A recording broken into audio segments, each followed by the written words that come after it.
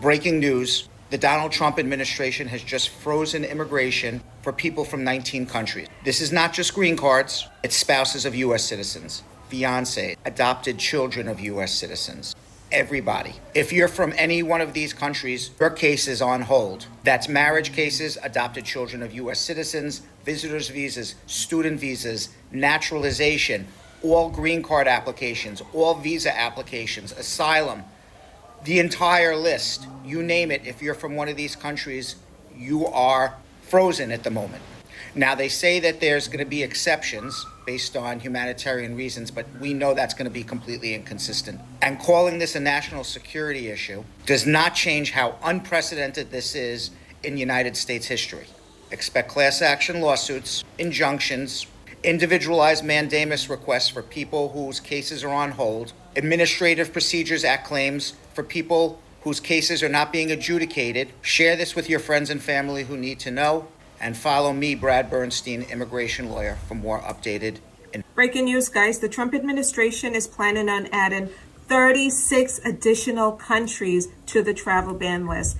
These are largely African countries. 25 of them are African countries, friends. Some Caribbean countries are on this list in addition to Middle Eastern countries. The list includes countries like Angola, Antigua, Benin, Burkina Faso, Cambodia, Cameroon, Democratic Republic of Congo, Djibouti, Ethiopia, Egypt, Gambia, Ghana, Ivory Coast, Liberia, Nigeria, St. Lucia, Senegal, Syria, Tanzania, Uganda, Zimbabwe, Zambia, and others. According to a memo that Marco Rubio sent on Saturday to U.S. diplomats in these countries, they will be given 60 days by which to meet new benchmarks that the State Department is given to them, because some countries had no competent or cooperative central government authority to produce reliable identity.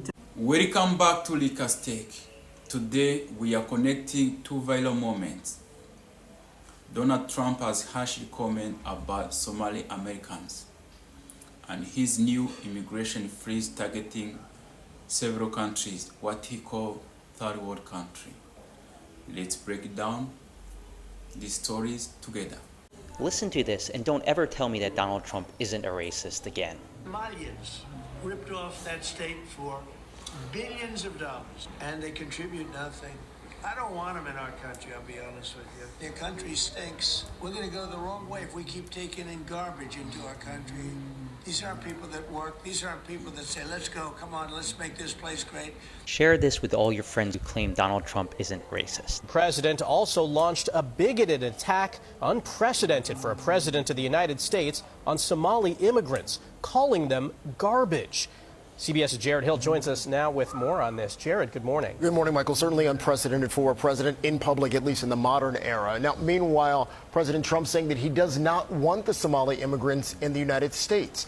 It comes as the defense secretary is both defending and distancing himself from that second strike on an alleged drug boat, which is raising legal questions and a bipartisan push for answers.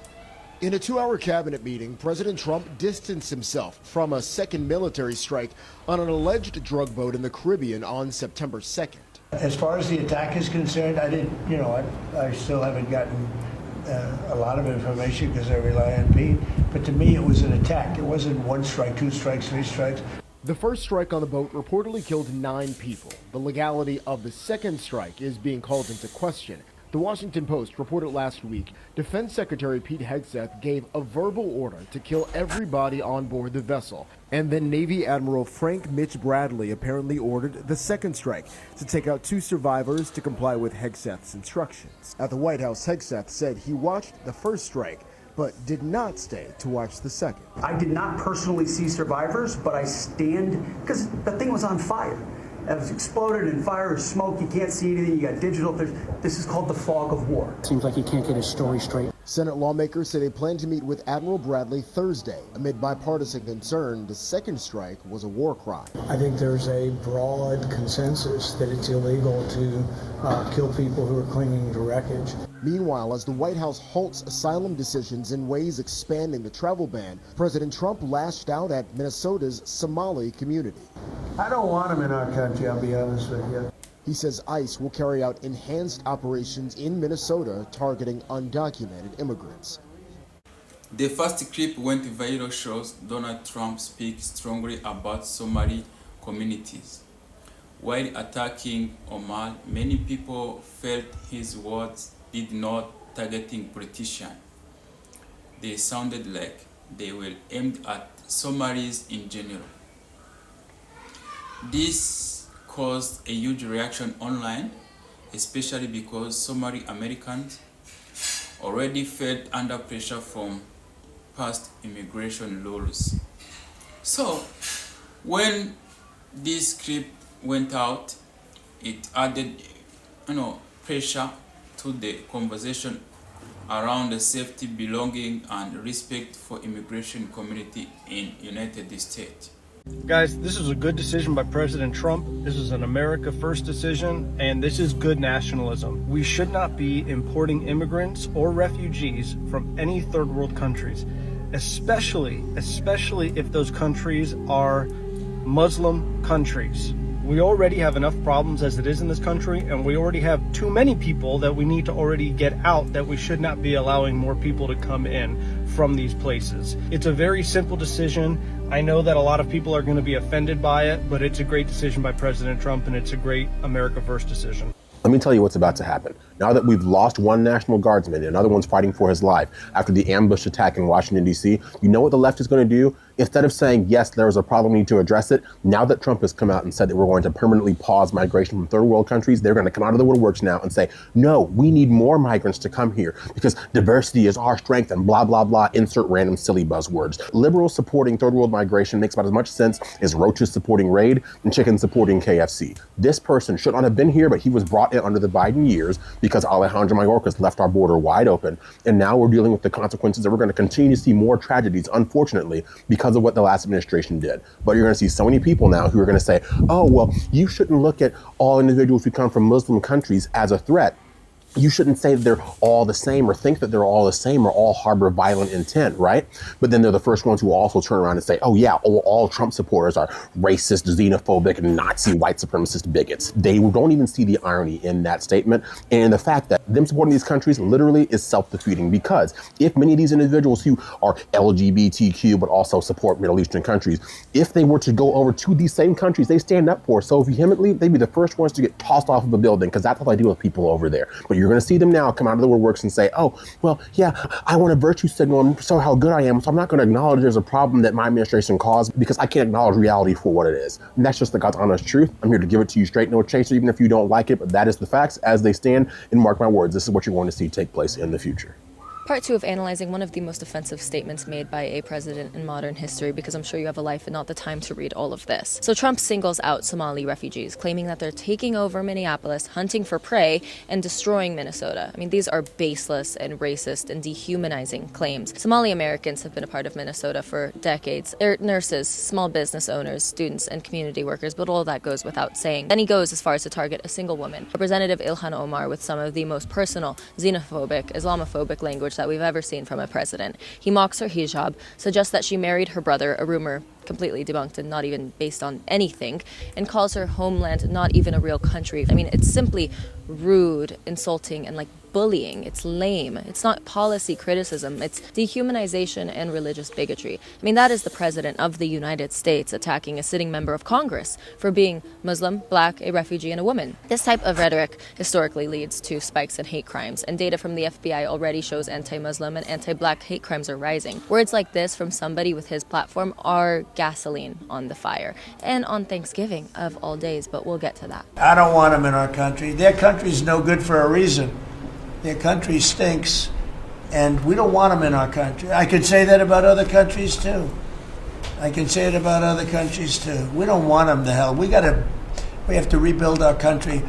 You know, our country's at a tipping point. We could go bad. We're at a tipping point. I don't know if people mind me saying that, but I'm saying it.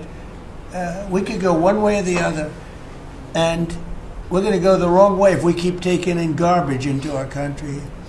Ilhan Omar is garbage. She's garbage. Her friends are garbage. These aren't people that work. These aren't people that say, let's go, come on, let's make this place great. These are people that do nothing but complain. they complained. And from where they came from, they got nothing. You know, they came from paradise, and they said, this isn't paradise. But when they come from hell, and they complain and do nothing but bitch, we don't want them in our country. Let them go back to where they came from and fix it. Trump is talking about ending all migration from third world countries and denaturalizing any U.S. citizen who does not align with so-called American values. Now, at the same time, Trump announced a major immigration freeze after the DC shooting. He said the U.S. will pause migration from what he called third world country. Countries affected include several nationals that have faced past restrictions like Afghanistan, Somalia, Yemen, and more. So, when people saw Trump criticizing Somali American and banning migration from Somalia again, many felt this was part of bigger pattern. Supporters say this is about national security. While others say it's unfairly targeting whole country and community, especially those from Africa and the Middle East. I don't know about you, but can we cancel Ilhan Omar? I mean, it's clear she cannot stand this country. Every day, she's releasing a statement bashing the United States of America, the very country that saved her family from refugee camps. In a recent interview, Ilhan Omar bashed the United States and the Trump administration after he deployed National Guard into Los Angeles during the protests/riots that was going on against ICE raids. While being interviewed, Rep. Omar had this to say, quote, "I grew up in a dictatorship, and I don't ever remember witnessing anything like that. To have a democracy, a beacon of hope for the world, to now be turned into one of the worst countries where the military are in our streets without any regards for people's constitutional rights." End quote. Ms. Omar was referring to the military presence in Los Angeles to combat looters and violent protesters who was harming ICE agents and destroying federal property. But it's no surprise that she's constantly bashing the very country that gave her opportunity. I mean, here's a woman who fled Somalia, a failed state ravaged by poverty, civil war, and corruption, came to the U.S. as a refugee, given housing, free education, opportunity, freedom, things her family couldn't find in Somalia. Thanks to the American dream, she became an American citizen in 2000. Years later, she was elected to Congress as one of the first Muslim females in the House. I don't know. It sounds like she should be thankful to the American dream because she has plenty to be thankful for. But instead, she bashes the very country that gave her opportunity and saved the lives of her and her family. Well, in some breaking immigration news, the Trump administration just announced a pause on green card applications, asylum applications, even U.S. citizenship oath ceremonies for anyone who is a national of one of these 19 countries. So, if you're from one of those countries, it doesn't matter when you enter the United States. Your application is paused. They're not going to make a decision on it. That being said, that doesn't mean that you still can't apply. It's just they won't make a final decision until the pause is lifted, which is something that the director of USCIS can do, but probably he's not going to be able to do it without the permission of the president. So, as I always say, immigration is very political. Current events change it, whether there's a war or a shooting. So it's impossible to predict the future, but the best thing you can do is just get your application in as soon as possible, because the pause, it's not going to last forever. They're absolutely going to have to start adjudicating cases. I'm sure groups like AILA, American Immigration Lawyers Association, different human rights organizations will be suing the Trump administration because it's just not fair to punish an entire group for the crimes of one individual.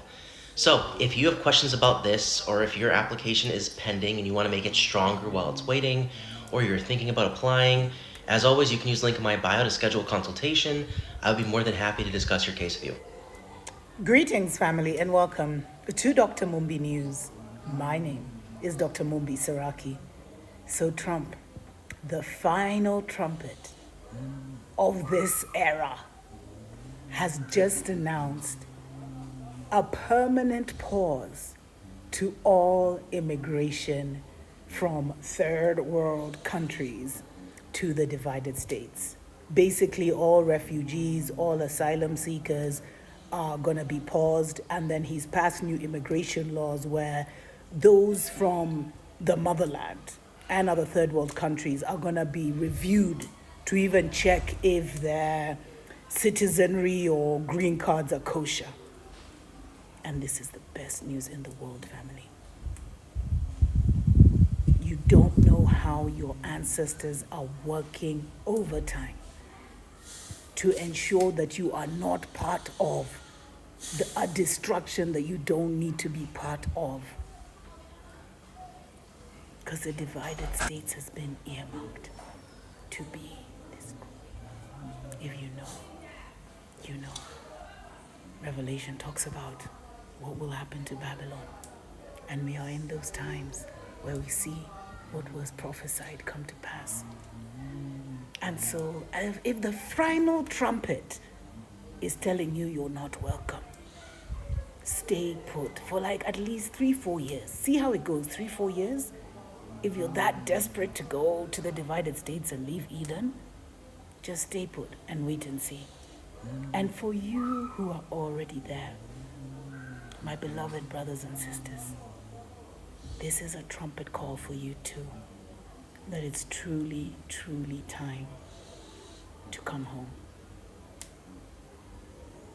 Pack up and leave, because soon and very soon, you may want to leave and they won't let you.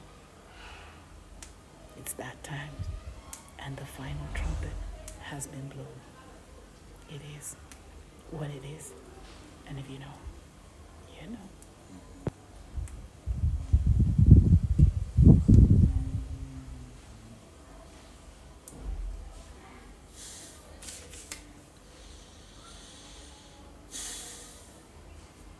These two stories together created the massive debate across America and online. Do you think this decision about safety all are creating deeper divisions? Let me know what you think. This is Rika's Take, as usual. Like, comment, and share. Please don't forget to subscribe, because more videos like this are coming. See you in the next one. I love you guys.